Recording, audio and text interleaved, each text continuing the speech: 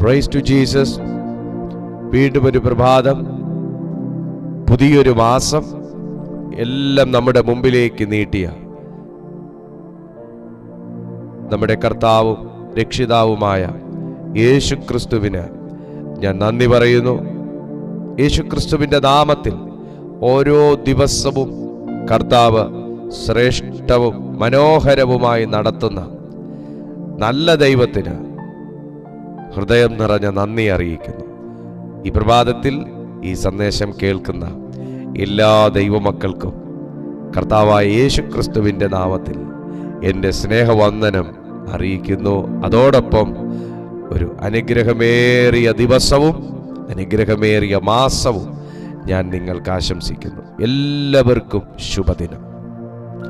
ഓരോ ദിവസത്തെയും സന്ദേശങ്ങളെ നിങ്ങൾ പ്രതീക്ഷയോടെ സ്വീകരിക്കുന്നതിനായി ഞാൻ എൻ്റെ ദൈവത്തെ മഹത്വപ്പെടുത്തുന്നു. അത് ദൈവചിന്തയിൽ നിന്ന് ഉരുത്തിരിഞ്ഞു വരുന്നതാകയാൽ അതിൻ്റെ ശക്തിയേറുന്നു. ആ സന്ദേശങ്ങൾക്കകത്ത് ദൈവത്തിൻ്റെ തന്നെ ജീവനെ അവൻ ഒളിപ്പിച്ചു വെച്ചിരിക്കുന്നു. അത് പ്രതീക്ഷയോടെ കണ്ടെത്തുന്ന മനുഷ്യനാണ് ഭാഗ്യവാൻ. ഹല്ലേലൂയ. ഒരു ദിവസം ഒരു സന്ദേശം അതൊരു പ്രസംഗമായി കാണുന്നവരിലല്ല, ഒരു ദിവസത്തെ ഒരു സന്ദേശം അത് എന്നോടുള്ള ദൈവശബ്ദമായി ഏറ്റെടുക്കുന്നവരുടെ ജീവിതത്തിലാണ് അത്ഭുതങ്ങൾ സംഭവിക്കുന്നത്. ഗലീലായിൽ യേശു വന്ന് പ്രസംഗിച്ചപ്പോൾ അത് യേശുവിൻ്റെ പ്രസംഗമായി കണ്ടവരുടെയും അതൊരു പ്രസംഗമായി കേട്ടവരുടെയും ജീവിതത്തിൽ ഒന്നും നടന്നിരുന്നില്ല. എന്നാൽ അതൊരു ദൈവശബ്ദമായി, അതൊരു പ്രതീക്ഷയായി, അത് അടുത്ത ഒരു വഴിയായി കണ്ടവരുടെ ജീവിതത്തിൽ അത് പ്രസംഗമായിട്ടല്ല പ്രവൃത്തികളായിട്ടാണ് പരിണമിച്ചത്. അങ്ങനെയാണെങ്കിൽ ഇന്ന് ഈ ഒരു സുപ്രഭാതത്തിൽ നിങ്ങൾ കേൾക്കുന്ന ഈ ശബ്ദത്തെ ഒരു പ്രസംഗമായിട്ടല്ല, ദൈവം നിങ്ങളുടെ ജീവിതത്തിൽ ചെയ്യാൻ പോകുന്നതായ പ്രവൃത്തിയായി നിങ്ങൾ കേൾക്കുകയാണെങ്കിൽ കർത്താവ് നിങ്ങളുടെ ജീവിതത്തിൽ ഒരു വലിയ പ്രവൃത്തി ചെയ്യുമെന്ന് മാത്രമല്ല, ഒരു പ്രതീക്ഷയ്ക്ക് വകയുണ്ട് എന്ന് ഞാൻ ഈ പ്രഭാതത്തിൽ നിങ്ങളോട് അറിയിക്കുകയാണ്. ഒരു പ്രതീക്ഷയ്ക്ക് വകയുണ്ട്, ഒരു പ്രതീക്ഷയ്ക്ക് വകയുണ്ട്. Glory to Jesus. എത്ര പേർക്ക് ആമേൻ പറയാൻ പറ്റും? ഞാൻ പറഞ്ഞ ആ ഒരു വാക്കിന് ഒരു പ്രതീക്ഷയ്ക്ക് വകയുണ്ട്. ഒരു പ്രതീക്ഷയ്ക്ക് വകയുണ്ടായിരുന്നത് കൊണ്ടാണ് വീണ്ടും ഒരു മാസത്തിലേക്ക് ദൈവം നിങ്ങളെ പ്രവേശിപ്പിച്ചിരിക്കുന്നത്. ഇനിയും ദൈവത്തിന് നിങ്ങളുടെ ജീവിതത്തിൽ ചെയ്യാനുള്ളത് കൊണ്ടാണ് വീണ്ടും ഒരു മാസത്തിലേക്ക് നമ്മെ കൊണ്ടെത്തിച്ചിരിക്കുന്നത്. ഇയ്യോബിന്റെ പുസ്തകം 14-ാമത്തെ അധ്യായം അതിൻ്റെ 7-ാമത്തെ വാക്യത്തിൽ നമുക്ക് ഈ വാക്യം കാണാൻ കഴിയും. ഒരു വൃക്ഷമായിരുന്നാൽ പ്രത്യാശയുണ്ട്, അതിനെ വെട്ടിയാൽ പിന്നെയും പൊട്ടിക്കിളിർക്കും, അത് ഇളം കൊമ്പുകൾ വിടാതിരിക്കുകയില്ല. ഹല്ലേലൂയ. ഞാൻ ആ വാക്യം ഒന്നുകൂടെ വായിക്കട്ടെ. അത് വായിക്കും തോറും എനിക്ക് പ്രതീക്ഷകൾ നൽകുകയാണ്. ഒരു വൃക്ഷമായിരുന്നാൽ പ്രത്യാശയുണ്ട്, അതിനെ വെട്ടിയാൽ പിന്നെയും പൊട്ടിക്കിളിർക്കും, അത് ഇളങ്കൊമ്പുകൾ വിടാതിരിക്കുകയില്ല. 8-ാമത്തെ വാക്യം കൂടെ ഞാൻ ചേർത്ത് വായിക്കുന്നത് നന്നായിരിക്കും. അതിൻ്റെ വേര് നിലത്ത് പഴകിയാലും അതിൻ്റെ കുറ്റി മണ്ണിൽ കെട്ടുപോയാലും വെള്ളത്തിൻ്റെ ഗന്ധം കൊണ്ട് അത് കിളിർക്കും, ഒരു തൈ പോലെ തളിർവിടും. ഞാൻ ഇന്ന് ആത്മാവിൽ ഈ ദൂത് കർത്താവ് എൻ്റെ കയ്യിൽ ഏൽപ്പിച്ചതിനെ ഞാൻ ഏറ്റെടുക്കുകയാണെന്ന് പറയുന്ന എത്ര ദൈവമക്കളുണ്ട് ഈ പ്രഭാതത്തിൽ. അവരെല്ലാവരും ഒരാമേൻ ടൈപ്പ് ചെയ്യുന്നത് നിങ്ങളുടെ പ്രൊഫറ്റിക്കൽ ആക്ഷനായി മാറും. എൻ്റെ പ്രിയപ്പെട്ടവരെ, ഈ തിരുവെഴുത്ത് വായിച്ച് പ്രസംഗിക്കണമെന്ന് എനിക്ക് തോന്നുന്നില്ല. കാരണം ഇത് സംഭവിക്കാൻ സാധ്യതയുള്ളതല്ല, സംഭവിക്കാൻ പോകുന്ന ഒരു ശക്തിയേറിയ ദൈവശബ്ദമാണ് ഈ മെയ് മാസം 1-ാം തീയതി കർത്താവ് നമുക്ക് തന്നിരിക്കുന്നത്. ഈ മെയ് മാസം 1-ാം തീയതി കർത്താവ് തന്നിരിക്കുന്നത് ഏപ്രിൽ മാസം 30-ാം തീയതി വരെ മണ്ണിൽ കെട്ടുപോയ ചില കുറ്റികളോടാണ്. ഈ ഏപ്രിൽ മാസം 30-ാം തീയതി വരെ മണ്ണിൽ കെട്ടുപോയ ചില കുറ്റികളോടാണ് ഈ ദൈവശബ്ദം പരിശുദ്ധാത്മാവ് അറിയിക്കുന്നത്. ആമേൻ. ഇന്നത്തെ ദിവസം ഈ സന്ദേശം കേൾക്കുമ്പോൾ ഈ പട്ടുപോയ എനിക്കിവിടുന്ന് എങ്ങനെ പൊട്ടിക്കിളിർക്കാൻ കഴിയുമെന്ന് ചിന്തിച്ചു നിൽക്കുന്ന താങ്കളോട് ദൈവാത്മാവ് പറയുന്നു, ആമേൻ, ഇതിന്റെ വേര് ഇനിയും മണ്ണിനടിയിലുണ്ടെങ്കിൽ ആ വേര് എത്ര പഴകിയാലും ഒരു പുതിയ തളിർ വിടാൻ ദൈവത്തിന്റെ ആത്മാവ് നിന്നെ ഉപയോഗിക്കുക തന്നെ ചെയ്യും. ഹല്ലേലൂയ. എനിക്ക് വളരെ പ്രതീക്ഷ തരുന്നത് ഇയ്യോബ് തന്നെ പറയുന്നു, മണ്ണിനടിയിൽ പഴകിയ വേര്. മണ്ണിനടിയിൽ പഴകിയ വേര്. ഈ പഴകിയ വേരിന്റെ പ്രത്യേകത, അതിന്റെ പ്രായം 1 മാസമല്ല, അതിന്റെ പ്രായം 2 മാസമല്ല. മറ്റൊരു വാക്ക് പറയുന്നത് വൃക്ഷമെന്നാണ്. വൃക്ഷമെന്നാണ്. പിന്നെ പറയുന്നത് കുറ്റി എന്നാണ്. അപ്പം ഒത്തിരി പഴക്കം ചെന്ന ഒന്നിനെയാണ് ഇയ്യോബ് ചൂണ്ടിക്കാണിക്കുന്നത്. ഈ വാക്യം ശരിക്കും പറഞ്ഞാൽ ഇയ്യോബിന്റെ മനുഷ്യനെ സംബന്ധിച്ചുള്ള സിദ്ധാന്തമാണ്. ഇപ്പോഴുള്ളതും വരാനുള്ളതുമായിട്ടുള്ള കാര്യങ്ങളുമായിട്ട് ബന്ധപ്പെട്ട് മനുഷ്യനെ സംബന്ധിച്ച ഒരു സിദ്ധാന്തം, അതിനെക്കുറിച്ചാണ് ഇയ്യോബ് സംസാരിക്കുന്നത്. ആള് വളരെയേറെ ടയേർഡാണ്, സ്പിരിച്വലി വളരെയേറെ ടയേർഡാണ്. സെയിം ടൈം ഹെൽത്ത് വൈസും ആൾ ഓക്കെ അല്ല. അപ്പൊ ആരോഗ്യ സംബന്ധമായി ഓക്കെ അല്ലാത്ത ഒരു വ്യക്തി, വിശ്വാസ സംബന്ധമായി ക്ഷീണം വന്ന ഒരു വ്യക്തി ആയി നീതിമാനായ ഇയ്യോബ് മാറിക്കഴിഞ്ഞു. കാരണം താൻ അനുഭവിക്കുന്ന വല്ലാത്ത ഒരു രോഗവും വല്ലാത്ത ഒരു അവസ്ഥയും മാത്രമല്ല, താൻ ഇന്ന് കേട്ടുകൊണ്ടിരിക്കുന്ന കുറ്റപ്പെടുത്തലുകളാണ് തന്നെ ഈ അവസ്ഥയിൽ എത്തിച്ചത്. വിശ്വാസം ക്ഷയിപ്പിക്കുന്നതും പ്രതീക്ഷ നഷ്ടപ്പെടുത്തുന്നതും പ്രത്യാശ തകർക്കുന്നതുമായിട്ടുള്ളതിൽ ഏറ്റവും വലിയ പോയിസൺ എന്ന് പറയുന്നത് കുറ്റപ്പെടുത്തലുകളാണല്ലോ. അവരുടെയും ഇവരുടെയും വായിലിരിക്കുന്നത് കേൾക്കാനാണെങ്കിൽ പിന്നെ ഞാൻ ഈ ദൈവത്തെ വിളിക്കുന്നത് എന്തിന് എന്ന് സ്വാഭാവികമായും ചിന്തിക്കാൻ സാധ്യതയുള്ളതുപോലെ തന്നെ ഇയ്യോബും ചിന്തിച്ചു. ഈ അവരുടെയും ഇവരുടെയും വായി ഇരിക്കുന്നതൊക്കെയും കേൾക്കുന്നത് മാത്രമല്ല, എൻ്റെ ഈ രോഗത്തിനും എൻ്റെ ഈ വേദനയ്ക്കും എൻ്റെ ഈ നീറ്റലിനും ഒരു പൊറുതിയില്ലെങ്കിൽ ഞാൻ പിന്നെ ഈ ദൈവത്തെ വിശ്വസിക്കുന്നത് എന്തിന്? അപ്പൊ പിന്നെ ദൈവത്തെ ചോദ്യം ചെയ്തേക്കാം എന്ന് പറഞ്ഞ് ഇതിനു മുന്നേയുള്ള അധ്യായങ്ങളിലൂടെ എല്ലാം ദൈവത്തെ ചോദ്യം ചെയ്ത് ദൈവത്തോട് വാദിച്ച് മനുഷ്യൻ അങ്ങനെയല്ല ഇങ്ങനെയാണെന്ന് ദൈവത്തോട് വാദിക്കുന്ന ഒരു മനുഷ്യനെ കുറിച്ച്, ഒരു വ്യക്തിയെക്കുറിച്ചാണ്, ഇയ്യോബിനെ കുറിച്ചാണ് ഈ പുസ്തകം പറയുന്നത്. എന്നാൽ ഇയ്യോബ് പറയുന്നത് അവിശ്വാസമാണെന്നൊക്കെ നമുക്ക് പറയാമെങ്കിലും, ഇയ്യോബ് പറയുന്നത് പൊട്ടത്തരമാണെന്നൊക്കെ നമുക്ക് പറയാമെങ്കിലും, ഇയ്യോബ് പറയുന്നത് പൊട്ടത്തരമല്ല. ഇയ്യോബിന്റെ വാക്കുകളിൽ പൂർണ്ണമായിട്ടും നമുക്ക് അവിശ്വാസം കാണാൻ കഴിയുന്നില്ല. ഞാൻ നിങ്ങളോടൊരു ഫലിതം പറയട്ടെ. എത്ര അവിശ്വാസമുള്ള ഒരു വ്യക്തിയാണെങ്കിലും അവൻ ദൈവത്തെ എങ്ങാനും അറിഞ്ഞുപോയ ഒരു അവിശ്വാസിയാണെങ്കിൽ അവൻ പറയുന്ന 10 വാക്കുകൾക്കകത്ത് ഒരു പ്രത്യാശയുടെയോ പ്രതീക്ഷയുടെയോ വാക്ക് കാണും, ഒരു വിശ്വാസത്തിന്റെ വാക്ക് കാണും. കാരണം മനുഷ്യൻ നിത്യതയില്ല. മനുഷ്യൻ ഭൂമിയിൽ വെച്ച് മരിച്ചു കഴിഞ്ഞാൽ അവൻ ഇവിടെ വെച്ച് തന്നെ തീർന്നു പോകുന്നു. മനുഷ്യന് പിന്നെ വേറൊരു വാസസ്ഥലമില്ല.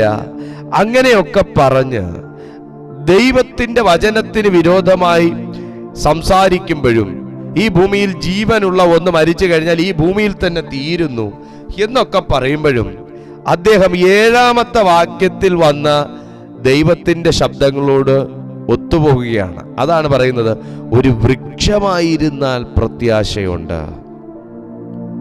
ഒരു വൃക്ഷമായിരുന്നാൽ പ്രത്യാശയുണ്ട്. വീണ്ടും അതിനെ വെട്ടിയാൽ പിന്നെയും പൊട്ടിക്കിളിർക്കും, അത് ഇളംകൊമ്പുകൾ വിടാതിരിക്കുകയില്ല. അതിൻ്റെ വേര് നിലത്ത് പഴകിയാലും അതിൻ്റെ കുറ്റി മണ്ണിൽ കെട്ടുപോയാലും വെള്ളത്തിന്റെ ഗന്ധം കൊണ്ട് അത് കിളിർക്കും. വീണ്ടും താഴേക്ക് വായിക്കുന്ന സമയത്ത് 10-ാമത്തെ വാക്യം, പുരുഷനോ മരിച്ചാൽ ദ്രവിച്ചു പോകുന്നു, മനുഷ്യൻ പ്രാണനെ വിട്ടാൽ പിന്നെ അവൻ എവിടെ എന്നൊക്കെ പറഞ്ഞ് കുറെ അങ്ങ് പറഞ്ഞു കഴിഞ്ഞതിന് ശേഷം 14-ാമത്തെ വാക്യം വരുമ്പോ ആള് നമ്മളൊക്കെ പ്രാർത്ഥിക്കുന്ന പോലെ ഒരു പ്രാർത്ഥന പ്രാർത്ഥിക്കുന്നതും നമ്മളൊക്കെ ദൈവസന്നിധിയിൽ പറയുന്ന പോലെ ഒരു പറയല് പറയുന്നതും ഒക്കെ നമുക്ക് കേൾക്കാൻ കഴിയും. 14-ാമത്തെ വാക്യത്തിൽ ആള് വീണ്ടും ചോദിക്കുക, മനുഷ്യൻ മരിച്ചാൽ വീണ്ടും ജീവിക്കുമോ? എന്നാൽ എനിക്ക് മാറ്റം വരുവോളം എൻ്റെ യുദ്ധകാലമൊക്കെയും കാത്തിരിക്കാമായിരുന്നു. എന്നെ കേൾക്കുന്ന മാന്യ സുഹൃത്തെ, സഹോദരങ്ങളെ, ഈ മനുഷ്യന്റെ കാര്യത്തിൽ നിങ്ങൾക്കൊരു അയ്യോഭാവം തോന്നുന്നില്ലേ? സ്വന്തം വേദന കൊണ്ട്, സ്വന്തം അവസ്ഥ കൊണ്ട്, നിരാശ കൊണ്ട്, സ്വന്തം ജീവിതത്തിലെ സംഘർഷം കൊണ്ട് ദൈവസന്നിധിയിൽ, ഞാൻ ഇങ്ങനെ പറഞ്ഞോട്ടെ, നിഷ്കളങ്കമായി ദൈവത്തോട് വഴക്കിടുന്ന ഒരു വ്യക്തി, ജീവിതത്തിൽ എനിക്ക് ഒരു പ്രതീക്ഷയും ഇല്ല, ജീവിതത്തിൽ എനിക്ക് ഒരു വഴികളും ഇല്ല, എനിക്കിനി ഒരു മാറ്റവും ഇല്ല എന്നൊക്കെ വലിയ വായിൽ അദ്ദേഹം ദൈവത്തോട് പറയുമ്പോഴും 14-ാമത്തെ വാക്യം വന്നിട്ട് തൊട്ടു മുന്നേ മനുഷ്യൻ മരിച്ചാൽ ജീവനില്ലാന്നും ജീവിതം ഇല്ലാന്നും സ്വർഗം ഇല്ലാന്നും നരകം ഇല്ലാന്നും ന്യായവിധി ഇല്ലാന്നും മനുഷ്യന്റെ ശരീരവും ആത്മാവും എല്ലാം ഇവിടെ തന്നെ മണ്ണിൽ തന്നെ തീരുന്നു എന്നും ഒക്കെ പറയുമ്പോൾ 14-ാമത്തെ വാക്യം വരെ ദൈവത്തോട് അദ്ദേഹത്തിന് ഇങ്ങനെയൊക്കെ പറയാൻ കഴിയുന്നുള്ളൂ. 14-ാമത്തെ വാക്യത്തിൽ വീണ്ടും സംസാരിക്കുന്ന ഒരു ദൈവമുണ്ടെന്ന് അദ്ദേഹം വിശ്വസിക്കുന്നത് കൊണ്ടല്ലേ എന്നെ കേൾക്കുന്ന മാന്യ സുഹൃത്തെ ഈ ചോദ്യം ചോദിക്കാൻ തയ്യാറാകുന്നത്?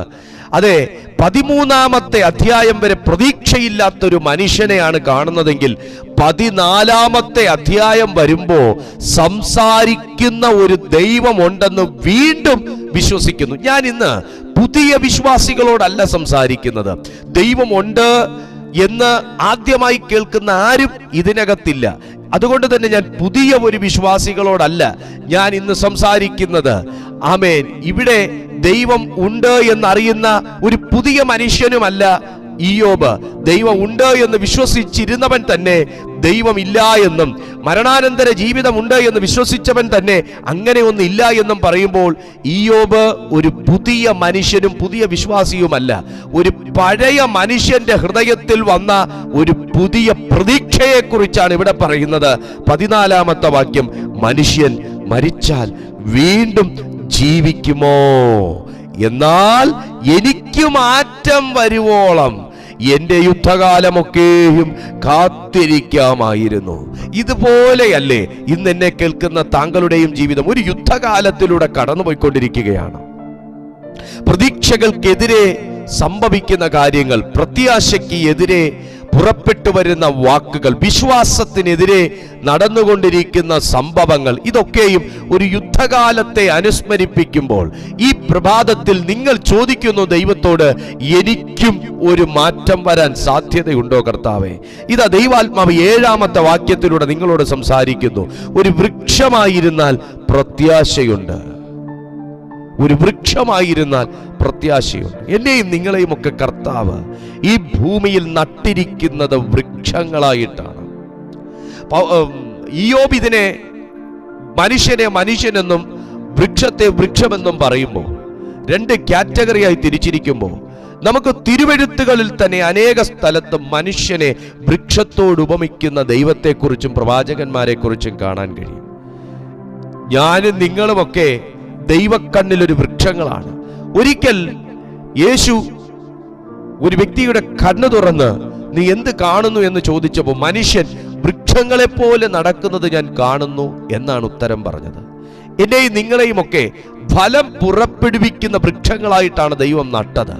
പക്ഷേ ഈ ഭൂമിയിലെ സാഹചര്യങ്ങൾ പലപ്പോഴും കൊണ്ട വെട്ടുകയും തണ്ട് മുറിച്ചു കളയുകയും മണ്ണോട് ചേർത്തു വെച്ച് നമ്മയൊക്കെ വെട്ടിക്കളയുകയും ചെയ്യുമ്പോൾ ദൈവത്തിന്റെ വിശ്വസ്തത എന്ന് പറയുന്നത് തണ്ട് വെട്ടാൻ അനുവദിക്കാതിരിക്കുകയും കൊണ്ട വെട്ടിക്കളയുമ്പോൾ തടയുകയും ചെയ്യുന്നതൊന്നുമല്ല.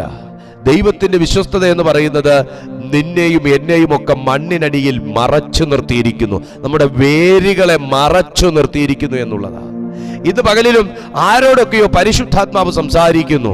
എല്ലാ പ്രതീക്ഷകളെയും മണ്ണിന് മുകളിൽ വെച്ച് ഛേദിച്ചു കളഞ്ഞതുപോലെ നിൽക്കുന്ന, എല്ലാ പ്രത്യാശകളെയും മണ്ണിന് മുകളിൽ വെച്ച് ഛേദിച്ചു കളഞ്ഞതുപോലെ നിൽക്കുന്ന ചില വ്യക്തികൾ ഇതിനകത്തുണ്ട്. പക്ഷെ ദൈവത്തിന്റെ വിശ്വസ്തത എന്ന് പറയുന്നത് മണ്ണിനടിയിൽ വേരിനെ മറച്ചു നിർത്തി ആർക്കും പിഴുതെടുക്കാൻ കഴിയാത്ത, ആർക്കും പറിച്ചെടുക്കാൻ കഴിയാത്ത തരത്തിൽ വേരിനെ ഉറപ്പിച്ചു നിർത്തി എന്നുള്ളതാ.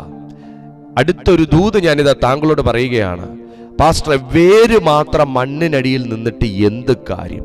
മണ്ണിനടിയിൽ താങ്കളെ ദൈവം നിർത്തിയിട്ടുണ്ടെങ്കിൽ, ഈ വേര് ഞാനാണെന്നും മണ്ണ് ക്രിസ്തുവാണെന്നും താങ്കൾ അറിയുകയാണെങ്കിൽ, ആമേൻ, ഇതിനകത്ത് ദൈവം നമ്മളെ നിർത്തിയിട്ടുണ്ടെങ്കിൽ, അടുത്ത വേദപുസ്തകം പറയുന്നു, വെള്ളത്തിന്റെ ഗന്ധം നിന്റെ അടുത്ത് കൊണ്ടുവരുന്ന വിശ്വസ്തനായ ദൈവവും തോട്ടക്കാരനുമായവനും എനിക്കും താങ്കൾക്കും ചുറ്റുമുണ്ട്.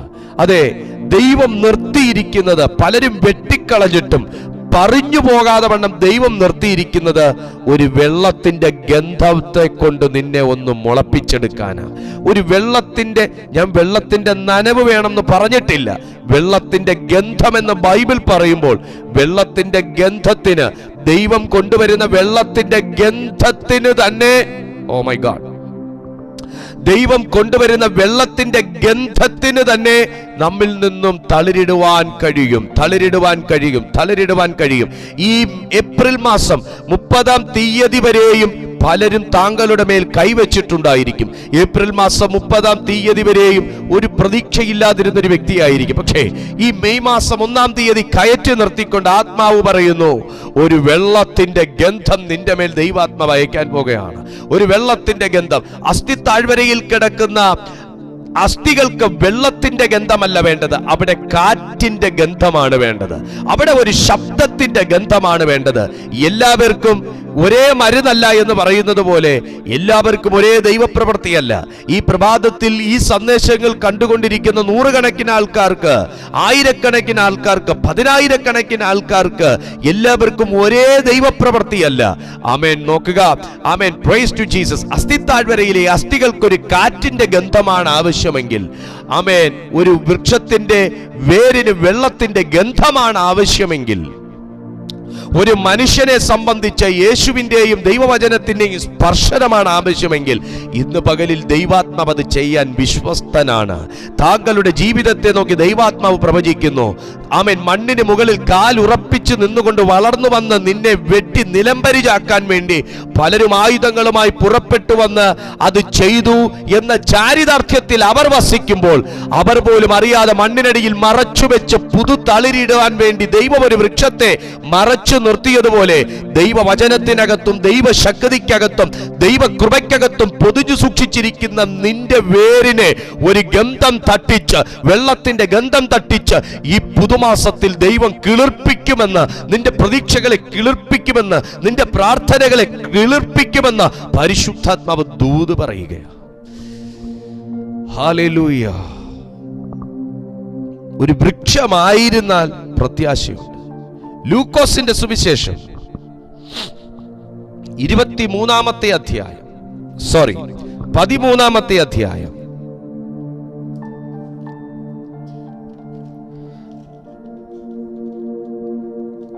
ഒന്നാമത്തെ, ഗ്ലോറി ടു ജീസസ്, 6-ാമത്തെ വാക്യം, 13-ാമത്തെ അധ്യായം 6-ാമത്തെ വാക്യം. ഒരുത്തന് തന്റെ മുന്തിരിത്തോട്ടത്തിൽ നട്ടിരുന്ന ഒരു അത്തിവൃക്ഷം ഉണ്ടായിരുന്നു. അവൻ അതിൽ ഫലം തിരഞ്ഞു വന്നു, കണ്ടില്ലതാൻ. അവൻ തോട്ടക്കാരനോട്, ഞാൻ ഇപ്പോൾ 3 സംവത്സരമായി ഈ അത്തിയിൽ ഫലം തിരഞ്ഞു വരുന്നു, കാണുന്നില്ലതാൻ. അതിനെ വെട്ടിക്കളക, അത് നിലത്തെ നിഷ്ഫലമാക്കുന്നത് എന്തിന് എന്ന് പറഞ്ഞു. അതിനവൻ, കർത്താവേ, ഞാൻ അതിന് ചുറ്റും കിളച്ച് വളമിടുവോളം ഈ ആണ്ടും കൂടെ നിൽക്കട്ടെ, മേലാൽ കായ്ച്ചില്ലെങ്കിലോ, ഇല്ലെങ്കിൽ വെട്ടിക്കളയാം എന്ന് ഉത്തരം പറഞ്ഞു. ഒരു തോട്ടക്കാരൻ ഒരു തോട്ടത്തിന്റെ ഉടയവൻ തോട്ടക്കാരനെ കൊണ്ട് പ്രതീക്ഷയോടുകൂടെ നട്ട ഒരത്തിവൃക്ഷത്തിൽ ഫലം കാണാത്തതിന്റെ പേരിൽ ഒരു തോട്ടക്കാരനും തോട്ടത്തിന്റെ ഉടയവനും ഇത്രത്തോളം അസ്വസ്ഥനാകുന്നു എന്നുണ്ടെങ്കിൽ, കാരണം ആ അത്തിവൃക്ഷത്തിന്റെ തൈക്ക് വില കൊടുത്തു, തോട്ടക്കാരന് റെമ്യൂണറേഷൻ കൊടുത്തു, തോട്ടക്കാരൻ മണ്ണിന് വിയർപ്പ് കൊടുത്തു, അധ്വാനം കൊടുത്തു, സമയം കൊടുത്തു, അങ്ങനെയെല്ലാം നട്ട് വളരെ പ്രതീക്ഷയോടെ പരിപാലിച്ചു വന്ന അത്തിക്ക് ഇത്രയും വർഷമായിട്ടും ഫലം കായ്ക്കാൻ കഴിയുന്നില്ല എന്ന് പറയുമ്പോൾ, 3 സംവത്സരമായി ഫലം കായ്ക്കാൻ കഴിയുന്നില്ലെന്ന് ബൈബിൾ പറയുമ്പോൾ, അതിനെക്കുറിച്ച് ആ തോട്ടത്തിന്റെ ഉടയവനും അതുപോലെ തന്നെ തോട്ടക്കാരനും ഉണ്ടാകുന്ന വികാരം എന്തായിരിക്കും എന്നുള്ളതാണ് നാം ഇപ്പോൾ ഇവിടെ വായിച്ചു കേട്ടത്. കേവലം ഒരു അത്തിവൃക്ഷത്തെക്കുറിച്ച് ഇങ്ങനെയാണെങ്കിൽ, മനുഷ്യരാകുന്ന എന്നെയും നിങ്ങളെയും ഒക്കെ നല്ല വൃക്ഷങ്ങളായി, നല്ല തൈകളായി ക്രിസ്തുവിൽ അവൻ ഭൂമിയിൽ നട്ടുവെച്ചേക്കുമ്പോൾ, ഒന്ന്, ഞാൻ ഫലം കായ്ക്കാത്തതിൽ എൻ്റെ ദൈവത്തിന് വിഷമമില്ലേ? 2, ഞാനും നിങ്ങളും ഫലം പുറപ്പെടുവിച്ചില്ലെങ്കിലും ദൈവത്തിന് വിഷമം വന്നുകൂടായോ? ഇത് രണ്ടും വളരെ പ്രാധാന്യം അർഹിക്കുന്ന ചിന്തയാണ്. ഒന്ന്, ഫലം പുറപ്പെടുവിക്കണമെന്ന് എനിക്ക് ആഗ്രഹമുണ്ടായിട്ടും ഫലം പുറപ്പെടുവിക്കാൻ കഴിയാത്ത സാഹചര്യങ്ങൾ എൻ്റെ ദൈവം കാണുന്നു. ദൈവം നിശ്ചയമായിട്ടും അതിൻ്റെ മേൽ ഒരു പ്രവൃത്തി ചെയ്യും. 2, ദൈവം ഞാൻ ഫലം പുറപ്പെടുവിക്കണമെന്ന് ആഗ്രഹിച്ചിട്ടും ഞാൻ ആത്മീയ അലസനായി, ആത്മീയ മടിയനായി ഞാൻ നടക്കുകയാണെങ്കിൽ, ഹല്ലേലൂയ, ഞാനൊരു ഫലം എൻ്റെ ദൈവത്തിന് കൊടുക്കുന്നില്ലെങ്കിൽ നിശ്ചയമായും സുനിശ്ചയമായും എൻ്റെ ദൈവം ആ വിഷയത്തിലും ശക്തമായി ഇടപെടും. ഈ പ്രഭാതത്തിൽ ഒരു വൃക്ഷമായിരുന്നാൽ പ്രതീക്ഷയുണ്ടെന്ന് മനുഷ്യനായ ഇയ്യോബ് പ്രസ്താവിക്കണമെങ്കിൽ, ഒരു വൃക്ഷമായിരുന്നാൽ പ്രതീക്ഷയുണ്ടെന്ന് ദൈവം എത്രയധികമായി വിശ്വസിക്കണം. എന്നെയും നിങ്ങളെയും ഒക്കെ കർത്താവ് നട്ടിരിക്കുന്നത് ഫലം കായ്ക്കാനാണ്. പക്ഷേ ലോകവും മനുഷ്യരും സാഹചര്യങ്ങളും അവസ്ഥകളും ഒക്കെ, കാലാവസ്ഥയും ഒക്കെ നമ്മുടെ പ്രതീക്ഷകളുടെ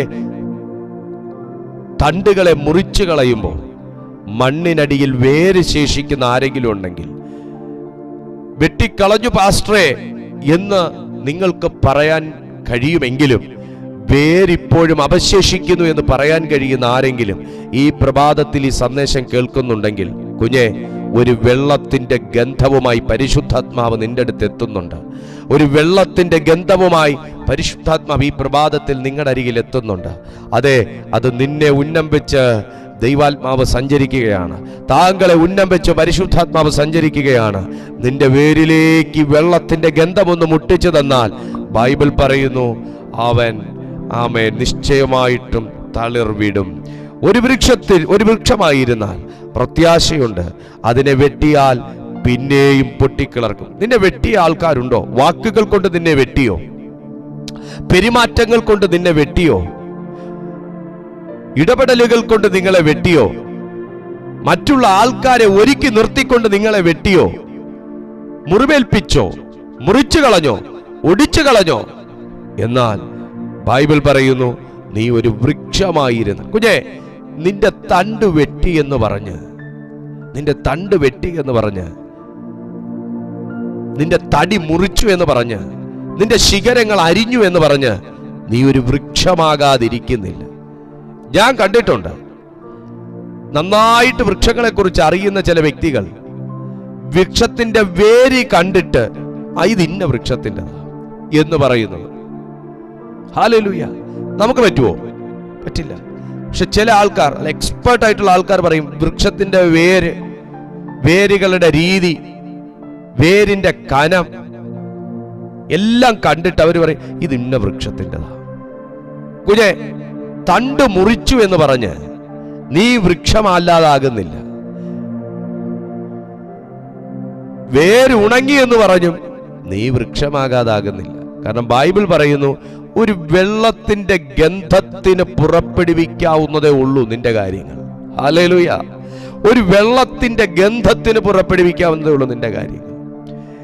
ഇതൊരു യുദ്ധകാലമായിരിക്കാം ഈ സന്ദേശം നിങ്ങൾ കേട്ടുകൊണ്ടിരിക്കുന്നത്. നിങ്ങളുടെ ജീവിതത്തിന്റെ യുദ്ധകാലം. പരിശുദ്ധാത്മാവ് പറയുന്നു, കാത്തിരിക്കണം. കാത്തിരിക്കാനുള്ള മനസ്സ് നിനക്കുണ്ടെങ്കിൽ, പാസ്റ്ററെ എത്ര കാലം കൊണ്ട് കാത്തിരിക്കുന്നു പാസ്റ്ററെ? ഇത്രയും കാലം കൊണ്ടും ദൈവം നിന്റെ അടുത്ത് വരുന്നുണ്ട് കുഞ്ഞെ. കാരണം കുറ്റി വരെ മണ്ണോട് പഴകി, കുറ്റി വരെ മണ്ണോട് വാടിപ്പോയി എന്ന് വചനം പറയുന്നു. അങ്ങനല്ലേ പറയുന്നേ? അതിനെ വെട്ടിയാൽ പൊട്ടിക്കിളർക്കും, അതിന്റെ ഇളം കൊമ്പുകൾ വിടാതിരിക്കുകയില്ല. അതിന്റെ വേര് നിലത്തു പഴകിയാലും, അതിന്റെ കുറ്റി മണ്ണിൽ കെട്ടുപോയാലും. കണ്ടോ, നമ്മളൊക്കെ യൂസ് ചെയ്യുന്ന വേർഡ് തന്നെയാണ് ഇയ്യോബും യൂസ് ചെയ്തേക്കുന്നത്. കെട്ടുപോയി. കെട്ടുപോയി എന്നൊക്കെ മാനുഷികമായി പറഞ്ഞാൽ അതിന്റെ മുകളിൽ പിന്നെ വേറൊരു വാക്കില്ല. മാനുഷികം. കെട്ടുപോയി,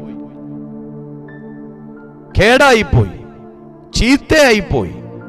പോയി എന്ന് പറഞ്ഞ പോയി, അത് മാനുഷികമായി ആ വാക്കിന് മുകളിൽ വേറൊരു വാക്കില്ല. ബൈബിൾ പറയുന്നു, കെട്ടുപോയാലും, കേടായി പോയാലും, വേര് നിലത്ത് പഴകിയാലും, കുറ്റി മണ്ണിൽ കെട്ടുപോയാലും, ഓ മൈ ഗാഡ്, വെള്ളത്തിന്റെ ഗന്ധം കൊണ്ട് അത് കിളിർക്കും. അത് വേറൊരു സയൻസാ. അത് വേറൊരു സയൻസാ.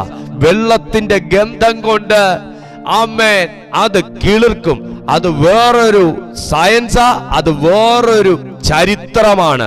ഇന്ന് പകലിൽ കുഞ്ഞെ, ഏപ്രിൽ 30-ാം തീയതി വരെയുള്ള കാര്യങ്ങളെ കുറിച്ചല്ല നമ്മൾ ചിന്തിച്ചുകൊണ്ടിരിക്കുന്നത്. മെയ് മാസം 1-ാം തീയതി എന്റെ ജനത്തോട് നീ ഇത് പറയണമെന്ന് പറഞ്ഞ് എന്നെ ഇത് കാണിച്ച, എന്നെ ഇത് ഏൽപ്പിച്ച സർവശക്തനായ ദൈവം നമ്മോട് എല്ലാവരോടുമായി പറയുന്നു. ആമേൻ. ഏപ്രിൽ 30-ാം തീയതി വരെയും, ജനിച്ചിട്ട് ഏപ്രിൽ 30-ാം തീയതി വരെയും ആമേൻ, കുറ്റി മണ്ണിൽ കെട്ടുപോയാലും, വേര് മണ്ണിൽ പഴകിപ്പോയാലും, പരിശുദ്ധാത്മാവ് പറയുന്നു, വെള്ളത്തിന്റെ ഗന്ധം കൊണ്ട് നിന്നെ എന്റെ ദൈവം ജീവിപ്പിക്കാൻ പോകുകയാണ്. പരിശുദ്ധാത്മാവിനെ കാണിക്കുന്നു വെള്ളം. അതിന്റെ ശക്തി കൊണ്ട് നിന്നെ ജീവിപ്പിക്കാൻ പോകുകയാണ്. അതിന്റെ ശക്തി കൊണ്ട് നിന്നെ ഫലഭൂയിഷ്ടമായ ഒരു വൃക്ഷമാക്കി മാറ്റാൻ പോവുകയാണ്. ഒരു തളിർ നിന്നിൽ നിന്ന് പൊട്ടിപ്പുറപ്പെടും.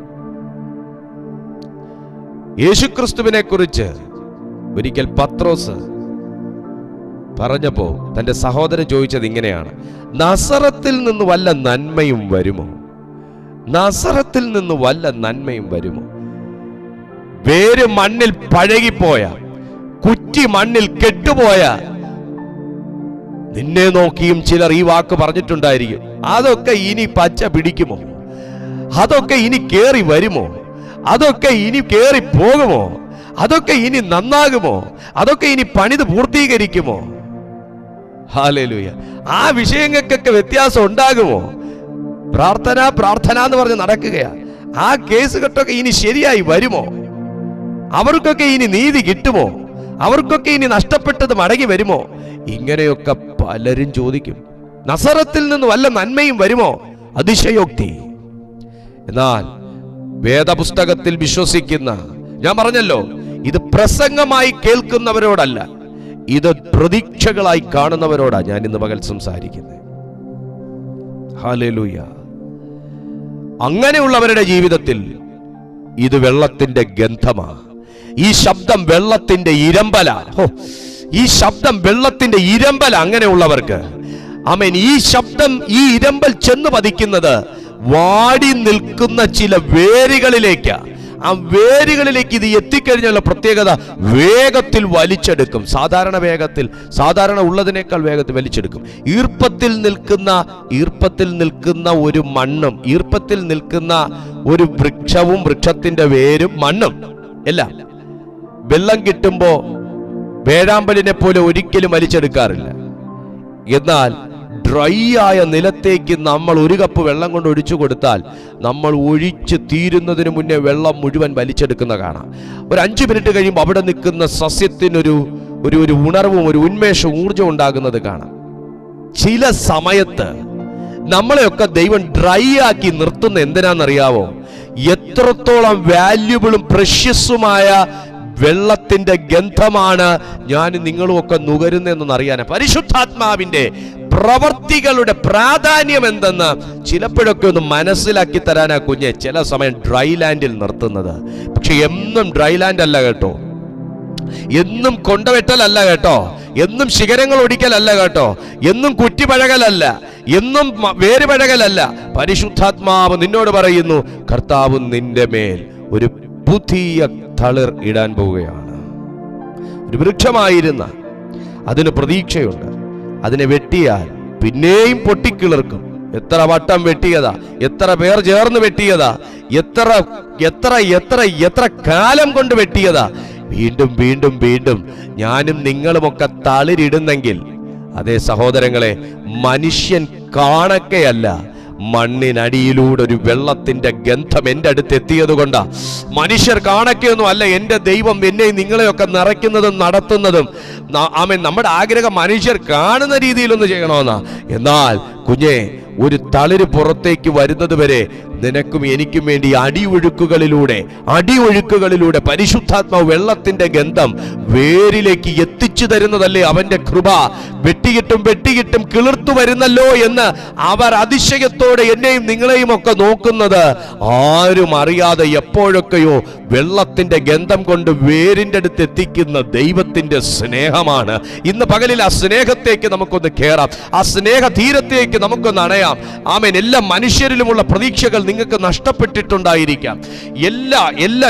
എല്ലാ വ്യക്തികളിലുമുള്ള പ്രതീക്ഷകൾ നിങ്ങൾക്ക് നഷ്ടപ്പെട്ടിട്ടുണ്ടായിരിക്കാം. പക്ഷേ പ്രാർത്ഥനയിൽ നിനക്കൊരു പ്രതീക്ഷയുണ്ടെങ്കിൽ, ദൈവവചനത്തിൽ നിനക്കൊരു പ്രതീക്ഷയുണ്ടെങ്കിൽ, കർത്താവിൽ നിനക്കൊരു പ്രതീക്ഷയുണ്ടെങ്കിൽ, ഇന്ന് പ്രഭാതത്തിൽ ഈ സന്ദേശം നിന്നെ തളിരിടാൻ സഹായിക്കും കുഞ്ഞെ, തളിരിടാൻ സഹായിക്കും. കണ്ണുകളടയ്ക്കാൻ പ്രാർത്ഥിക്കാം. ഞാൻ കാത്തിരിക്കണമോ എന്ന് ഇയ്യോബ് ദൈവത്തോട് ചോദിച്ചതിന്റെ പിന്നിലും എല്ലാ പ്രതീക്ഷകളും അസ്തമിച്ച ഒരു അവിശ്വാസിയുടെ അധിക പ്രസംഗങ്ങളായി തിരുവെഴുത്തുകളിൽ ഇത് രേഖപ്പെടുത്തി വെച്ചിരിക്കുമ്പോൾ 13-ാമത്തെ വാക്യവും അധ്യായവും 14-ാമത്തെ അധ്യായവും ഒക്കെ രേഖപ്പെടുത്തി വെച്ചിരിക്കുമ്പോൾ, അത് എല്ലാം തകർന്ന, സ്വന്തം ഭാര്യ പോലും തള്ളിപ്പറഞ്ഞ, കൂട്ടുകാർ തള്ളിപ്പറഞ്ഞ, സോഫറിന്റെ കുറ്റാരോപണങ്ങളൊക്കെ കേട്ട, ആമേൻ, ഒരു ഹൃദയം തകർന്ന,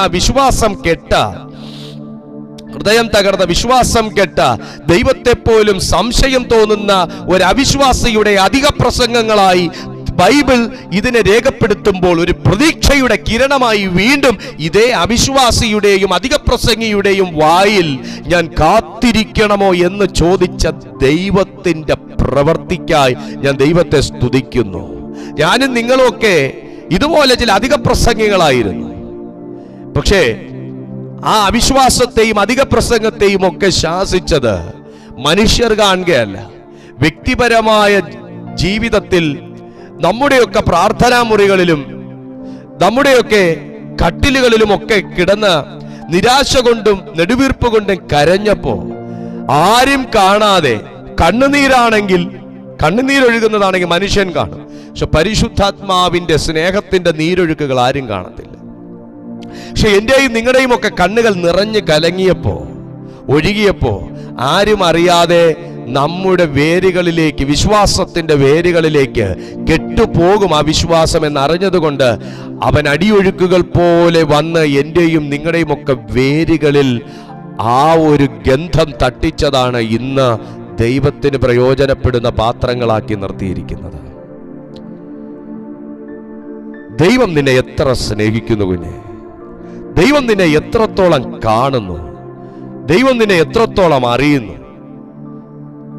കുറ്റി വെട്ടിയിട്ടും വീണ്ടും പ്രതീക്ഷയുടെ വേരുകൾ ദൈവം ഭൂമിയിൽ ബാക്കി വെച്ചതാണ് അവന്റെ വിശ്വസ്തത. ബൈബിൾ പറയുന്നു അത് വീണ്ടും കിളിർക്കാനാണ്. കാത്തിരിക്കുന്ന നിന്റെ ജീവിതത്തിൽ വീണ്ടും കിളിർക്കാനാണ്. കാത്തിരിക്കുന്ന നിന്റെ ജീവിതത്തിൽ, യുദ്ധകാലത്തും കാത്തിരിക്കുന്നതാണ് ഏറ്റവും വലിയ ഭാഗ്യം. ഈ യുദ്ധം ഇന്ന് അവസാനിക്കും, ഈ ശരീരത്തോടുള്ള യുദ്ധം ഇന്ന് അവസാനിക്കും, മനസ്സിനോടുള്ള യുദ്ധം ഇന്ന് അവസാനിക്കും എന്ന് കാത്തിരിക്കുന്നതാണ് ഏറ്റവും വലിയ കൃപ. ദൈവം നിന്നോട് പറയുന്നു, നിന്റെ യുദ്ധകാലം തീർന്നു പോകും. ഇയ്യോബ് ചോദിക്കുന്നു, അങ്ങനെ സംഭവിക്കുമെങ്കിൽ ഞാൻ ഈ യുദ്ധകാലത്തൊക്കെയും കാത്തിരിക്കാൻ തയ്യാറാണ്. ദൈവാത്മാവ് നിന്റെ ജീവിതത്തിൽ വലിയ കാര്യങ്ങൾ ചെയ്യാൻ പോവുകയാണ്.